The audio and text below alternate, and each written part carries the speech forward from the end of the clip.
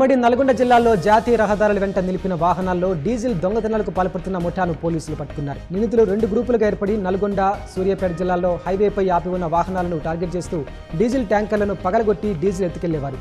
నిందితుల్లో 5గురు ఆంధ్రప్రదేశ్ వాసులు కాగా మరో వ్యక్తి సూర్యాపేట జిల్లాకు చెందిన వ్యక్తిగా పోలీసులు గుర్తించారు.